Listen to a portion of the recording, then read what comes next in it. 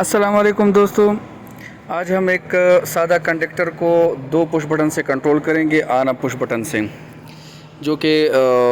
ہم 3 پیج میں بھی استعمال کر سکتے ہیں اور سنگل پیج میں بھی استعمال کر سکتے ہیں۔ ہمارے پاس ایک 220 وولٹ کا کنڈکٹر ہے، اس کے جو نیچے 2 پوائنٹ ہے کوائل کے،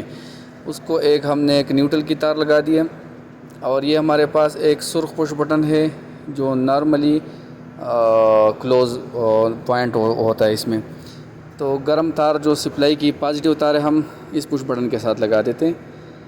اب اس پش بٹن کے آؤٹ سے ہم ایک تار نکالیں گے جو کلوز پوائنٹ ہے، اور جو گرین پش بٹن ہے جس کا انڈیکیشن ہم آن رکھیں گے، اس کی اوپن پوائنٹ پہ ہم لگائیں گے،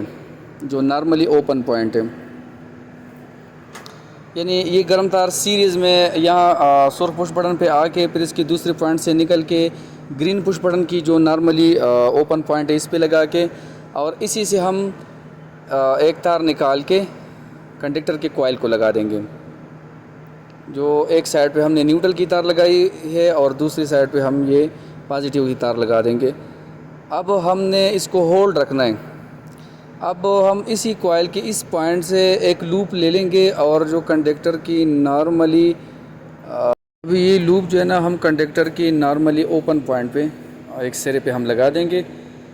اور پش بٹن کے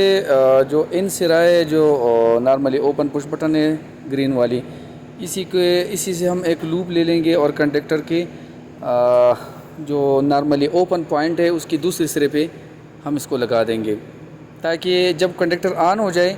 تو یہ نارملی اوپن پوائنٹ جو ہے یہ کلوز پوائنٹ بن جائے گا، اور ہمارا کنڈکٹر ہولڈ رہے گا۔ اگر ہم پش بٹن سے ہاتھ ہٹا بھی دیں تو یہ کنڈکٹر ہولڈ رہے گا۔ جب تک ہم سرخ پش بٹن کو نہیں دبائیں گے اتنی دیر تک یہ کنڈکٹر آن رہے گا، یا وابڈا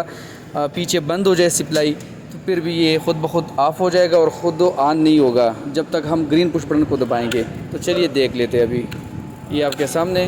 یہ گرین پش بٹن، اور یہ گرین سے ہم آن کرتے ہیں اور سرخ سے آف کرتے ہیں۔ بس یہی سمپل ایک چھوٹا سا طریقہ ہے۔ اللہ حافظ، ویڈیو دیکھنے کا شکریہ، اللہ حافظ۔